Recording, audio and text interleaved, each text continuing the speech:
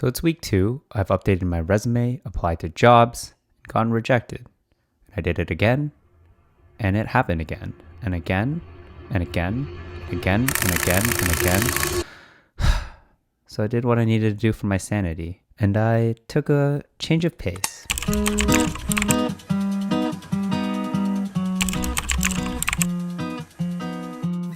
Welcome to episode 2 of Unemployed, where I document my journey looking for a mid-level software engineer role in this really crappy market. It is now week 3, and I am still in that vicious cycle from week 2. I know in my last video I gave some resume tips, but I realized my own resume was still far from perfect. I've edited my resume more times than I can count, and I've learned a lot that I want to share with y'all in the next video, because in this one, I'm going to be talking about a different approach, one that doesn't involve code applying. But first, I want to update you on that change of pace. During week 2, I'd been feeling pretty bored at home, and the timing worked out perfectly to visit some old friends. So I called my friend and asked if I could stay at his place for a week. He said yes, so 2 days later, I packed up all my stuff and drove 8 hours to Irvine. And when I got there, I found out that he was now a father. This is Blue, she's a ragdoll cat, and apparently all of them have blue eyes. Every time I see her, she reminds me of that iconic Blue Eyes White Dragon Yu-Gi-Oh card, and even though I'm allergic to cat hair, it was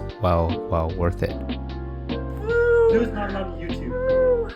This week, I had my first interview scheduled with a Series B startup. The interviewer was actually an engineer who used to work for Udemy, which was the company that I got laid off from. And he reached out because he had heard about the layoffs, so that was pretty nice. The company is in marketing science, so they help businesses with high marketing spend, do ad experimentations. And in college, I'd actually created a web app to help creators A/B test YouTube thumbnails, so experimentation was a really interesting niche to me. The interview went great and flowed like a conversation with a bit of technical questions about React, and I could tell that he was really passionate about his work. He told me that the recruiter would reach out if I passed, and yeah, while I waited on that, I continued applying. But honestly, I was getting pretty discouraged. Code applying with my resume was not working. I'd applied to about 60 jobs at this point and only gotten no replies or rejections. I wanted to try a different approach, and what better place to go to try that than a coffee shop?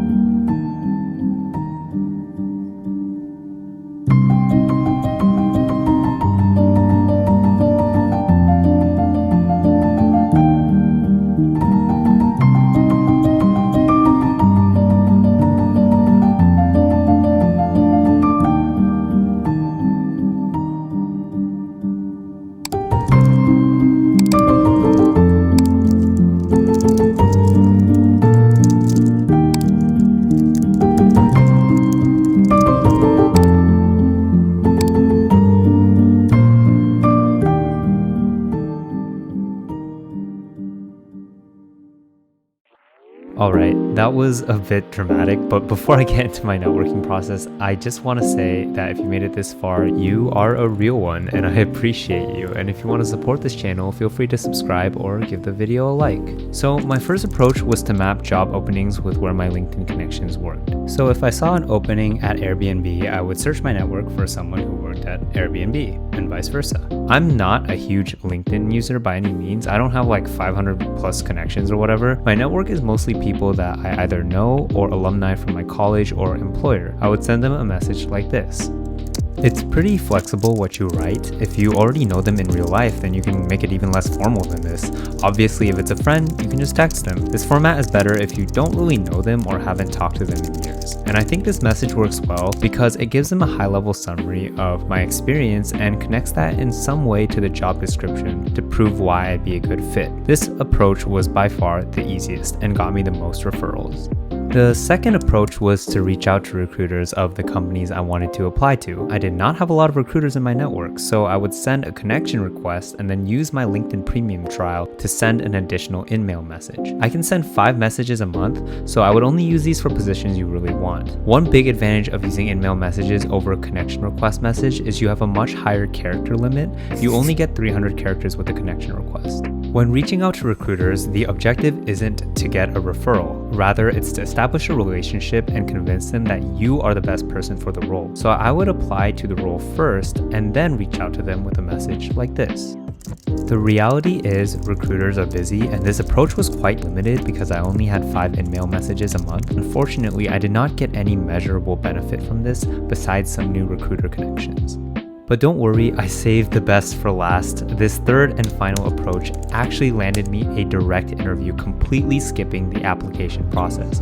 And it was reaching out to second-degree connections who are A, recruiters, and B, have something in common with you. The best case is if they were an alumni at your previous employer or university. And again, since these were recruiters, I would apply for the job first and then reach out. So here's the message I sent that got me an interview. And remember, connection request messages are restricted to 300 characters. I think this approach worked pretty well because there is some level of trust, and also notice how I don't use much spacing here in the message. 300 characters is not a lot of space to make your case, so it won't look the prettiest, but hey, it worked for me. Oh, and bonus tip, use ChatGPT. It really helps with truncating your messages, and ironically, AI can generate more emotion when it comes to networking than I can.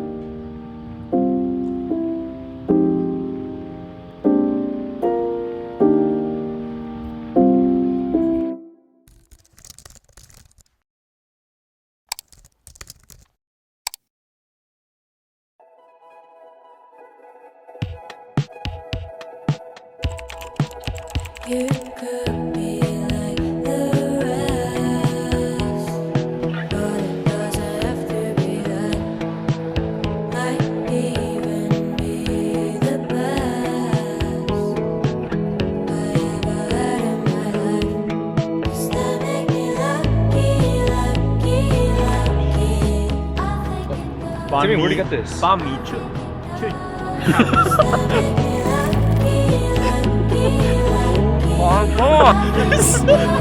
Chris, what you watching there? Dude, stop! No, just stop.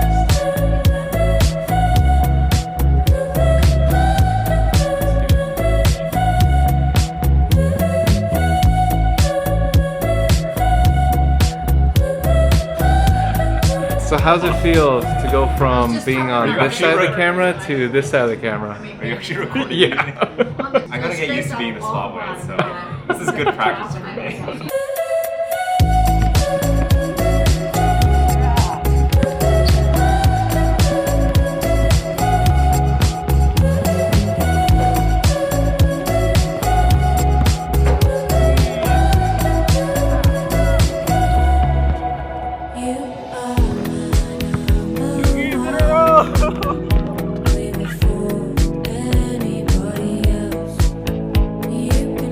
What is that? What is that hole right there? Bro, what is wrong with you? No.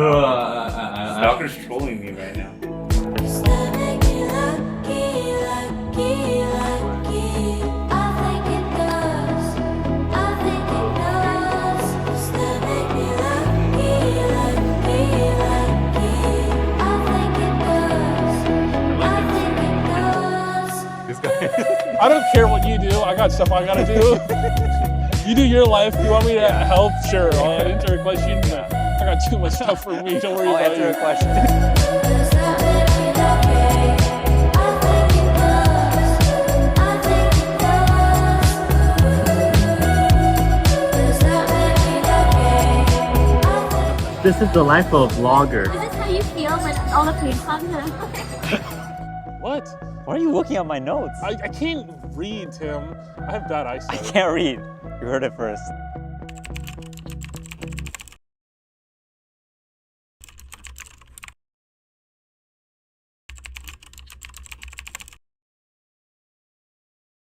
This man does not read like 3 textbooks a day. No, I don't. He actually does. I don't read crazy. textbooks a day. 1 textbook a week. Actually not okay. A No. C++ textbook, by the way. No, no. And a Fortran one. C, Fortran, Oh, Java. sorry. C. C, yeah.